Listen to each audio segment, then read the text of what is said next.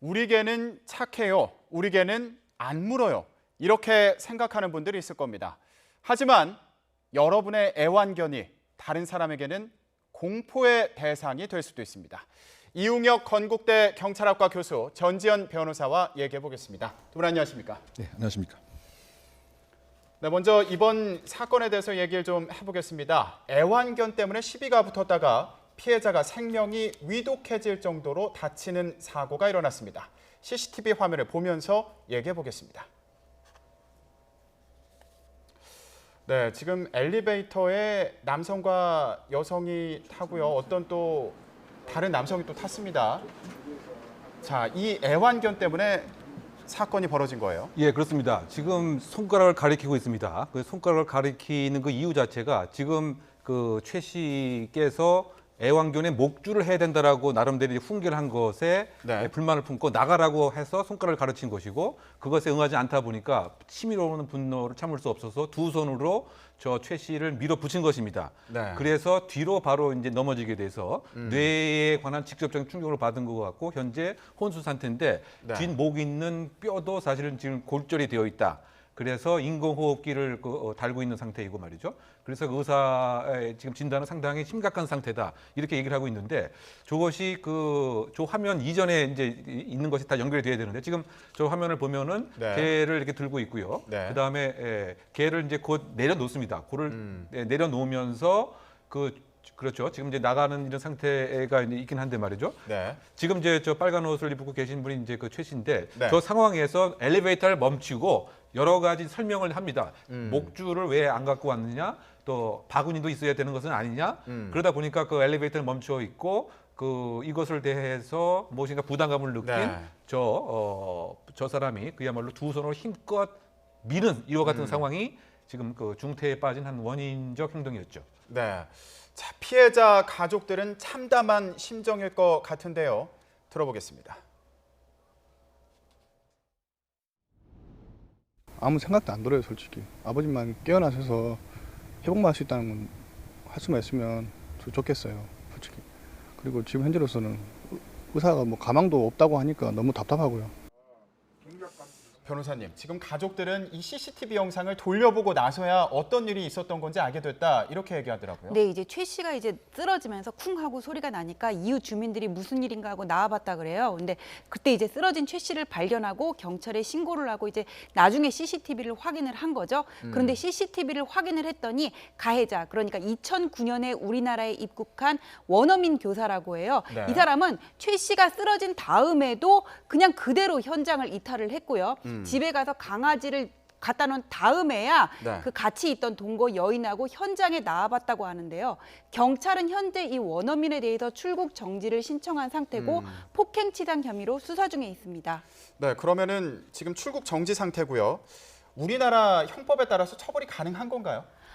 지금 출국 정지가 됐는지는 확인을 해야 되고 경찰 차원에서 이제 출국 정지 신청을 했다고만 이렇게 알려져 있고요. 네. 이 원어민 교사가 우리나라 국적은 아니기는 하지만 우리나라에서 우리 국민에게 가해를 한 거 아닙니까? 네. 그러니까 우리나라 법에 따라 처벌은 가능합니다. 네, 그렇군요. 자, 변호사님께 한 가지만 더 여쭤볼게요. 지금 개 목줄을 왜 안 매냐, 엘리베이터 안에서 안 매냐, 이걸 가지고 이제 문제 제기를 하다가 피해를 입게 된 그런 사건이었는데 간혹 가다가 산책하는 길에도 이 목줄을 안 매는 경우가 있어요. 이것도 좀 뭐 위반 사항 아닌가 싶기도 한데 근데 어떻습니까? 우리 애는 안 물어요 그러죠. 근데 우리 애는 안 물더라도 이렇게 반려견을 키우는 사람은 산책을 할 때 반드시 목줄을 착용해야 되고요. 네. 착용하지 않았을 경우에는 이제 5만 원, 뭐 10만 원 정도 과태료에 처해질 수가 있습니다. 그리고 만약에 거기서 멈추지 않고 그 반려견이 누군가를 공격을 해서 그 사람이 상해를 입었다면은 네. 이건 이제 형법상 과실치상에 처해질 수 있고요. 만약에 강아지가 그 반려견이 사납거나 아니면 주인에게 중과실이 있을 경우에는 중과실치상죄에 해당한다 해가지고는 그 개 주인이 금고 6월에 해당하는 형을 선고받은 적도 있습니다. 그러니까 이게 네. 반려견 인구가 1000만이라고 하는데 양적인 시장의 성장만 있었지 거기에 걸맞는 문화가 정착이 안 됐다. 좀 그런 생각이 들어요.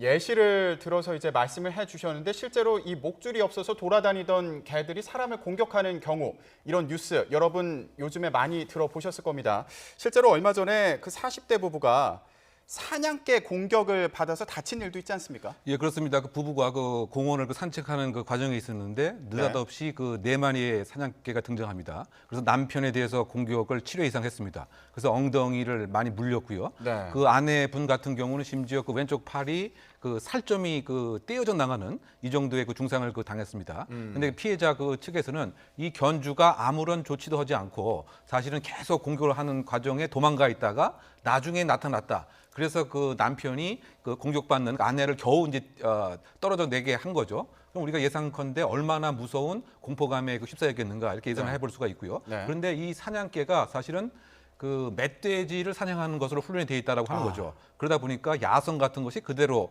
훈련이 안 된 상태에서 사람에게 그 공격을 한 것이고, 그래서 경찰은 처음에는 단순한 그 과실 치상 혐의로 의유를 하려고 했다가 그 심각성이 상당히 그 심해져 네. 주의 의무를 해태했을 뿐만이 아니고 적극적인 보호 조치를 안 하고 심지어 한 보도에 의하면 이 상태에 견주가 음주 상태였다 이런 보도도 있습니다. 네. 그러다 보니까 단순한 그 과실치상의 그 경우에는 아주 그 형이 그 약하게 됩니다. 금고 또는 과료 뭐 이 정도에 불과하고 대부분 벌금 뭐 한 100만 원 정도에 그치기 때문에 네. 중과실 그 혐의로 사실 이제 입건을 한 것입니다. 네. 다만 네티즌의 입장에서는 이건 정말 공문한 일이다. 그런데 왜 구속 수사를 하지 않았느냐 이렇게 얘기를 하는데요.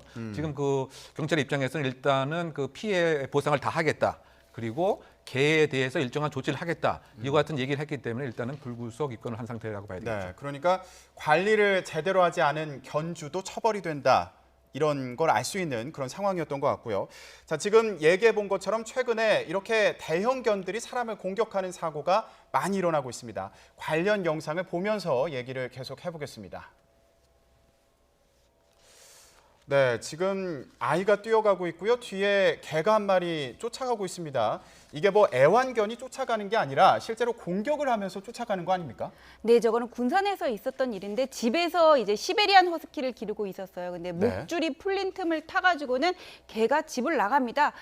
그러다가 이제 마을 주변을 배회를 하다가 9살 어린이가 지나가는 거를 보고 이제 공격을 합니다. 네. 근데 아이가 피투성이가 된 채 쓰러졌어요. 근데 쓰러지고 나가지고 아이가 이렇게 신발까지 벗겨진 채로 허둥지둥 이렇게 건물 안으로 피해 들어가는 그 영상인데 네. 다행히 아이는 건물 안에 피했고 더 이상의 상해 사태는 그런 발생하지 않았던 그런 사건인데 어디까지나 개를 기르던 네. 그 주인의 과실로 인해서 발생한 사건이고요. 네. 저 사건 말고도 창동에서 집에서 기르는 맹견, 도고 아르헨티노와 프라사 까나리라는 이 맹견이 네. 주인이 대문 잠금 장치를 안 하고 외출한 틈을 타서 집을 나가서 그 지나가는 행인을 네. 공격한 사고가 있었는데 이 두 사건 다 키우는 주인의 그 주의 의무 해태로 인해서 발생한 그런 사건이었죠. 네, 지금 보시는 장면이 이제 창동에서 벌어졌던 그 사건 당시의 화면인데 저렇게 시민들이 다치는 일이 벌어졌습니다. 그리고 도로를 마구 그 맹견이 돌아다니는 그 장면을 또 볼 수가 있었어요. 예, 그러니까 그 견주의 그 책임 자체가 너무 지금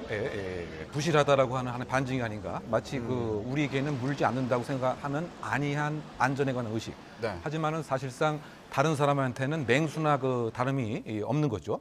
뭐 그런 그 측면에서 그 안전 관리에 관한 그 법 개정이 그 필요하다라고 하는 그런 요구가 많이 있는 것 같습니다. 네. 그래서 그 국회에서도 소위 그 맹견 뭐 예방법이라고 하는 거, 바꿔 얘기하면 이제 동물보호법의 특별한 부분을 개정을 해서 소위 말해서 견주에 대해서 의무 상황을 더 확대하고 네. 저와 같이 이 사람을 무는 경우에 우리는 최대한 해봤자 금고 2년에 불과합니다. 반면 이제 그 영국 같은 경우는 사람이 다친 경우는 징역 4년, 사람이 네. 사망한 경우에는 징역 14년까지 이제 벌할 수가 있는 것이죠. 그리고 어느 정도 허가를 받는 것을 기본으로 하고 있습니다. 누구나가 다 맹견을 소유할 수는 없는 것이죠. 네. 그리고 실제로 끈과 관련된 아까 그 개 목줄과 관련된 것도 철저하게 짧게 이렇게 규정을 해놓고 그래서 상당히 꼼꼼한 맹견에 대한 그 관리가 있는 반면 우리는 상당 부분 느슨해 있다. 그래서 저와 같은 사태가 계속 있기 때문에 저것은 치안 이런 차원에서도 좀 더 정확한 안전망, 규제망이 있을 사항이 아닌가 생각됩니다. 네, 변호사님. 예. 우리나라 같은 경우에는 이제 목줄을 안 해도 뭐 5만 원, 10만 원 정도의 과태료에 처벌되는 게 이제 그 이제 그게 위반 시에 그 정도의 처벌만 과태료만 그치는데. 내면 되는데 그치는데 미국 같은 경우에는 주에 따라서 목줄을 안 한 경우에 이렇게 구속까지 되는 경우가 있다고 합니다. 그러니까 이게 반려견 인구만 늘어났지 미국 같은 경우를 보면 이렇게 펫샵을 가더라도 반려견을 키울 때는 어떻게 해야 되고 주위 사람들한테는 에티켓은 어떻게 해야 되고 이런 정보 공유가 많이 이루어진다 그래요. 근데 우리나라는 반려견 시장만 커졌지 뭔가 거기에 필요한 에티켓이나 정보에 대한 이런 제도망은 아직까지 허술하다고 사람들이 여기에 대해서는 아직 관심을 안 갖고 있다 그렇게 봐야 되겠죠. 네.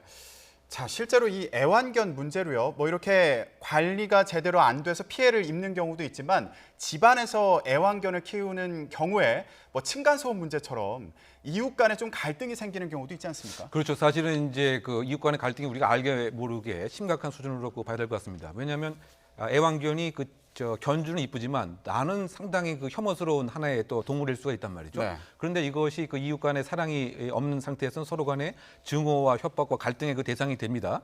그러다 보니까 최근 그 지자체에서는 이와 같은 갈등을 그 예방할 수 있는 상당히 그 여러 가지 새로운 조정 프로그램들이 있습니다. 네. 예를 들면 그 강서구에서는 강동구와 강서구에서는 말이죠. 네. 서당계 프로젝트라고 해서 그것이 뭐냐면 서로 당신의 개를 뭐 알자 뭐 이런 취지의 그 내용입니다. 네. 그래서 그 개의 그 속성과 그다음에 개에 관한 그 안전 의무에 관해서 계속 그 교육을 받는 이와 같은 그 프로그램에서부터 뭐 서울 그 시에도 갈등 조정 프로그램이라고 해서 이 그 애완견으로 인한 개 짖는 소리라든가 또는 그 주변에서 산책을 할 때 성가심을 주는 행위 이것을 어떻게 해결하느냐에 관한 상당히 그 사전 예방 프로그램이 호응을 받고 있는 상태입니다. 네. 아무래도 이런 프로그램이 좀 더 늘어나야 되지 않나 이런 생각이 들기도 합니다. 애완견이 가족이 된 시대입니다. 그런 만큼 타인에 대한 배려와 또 제대로 된 관리가 필요해 보입니다.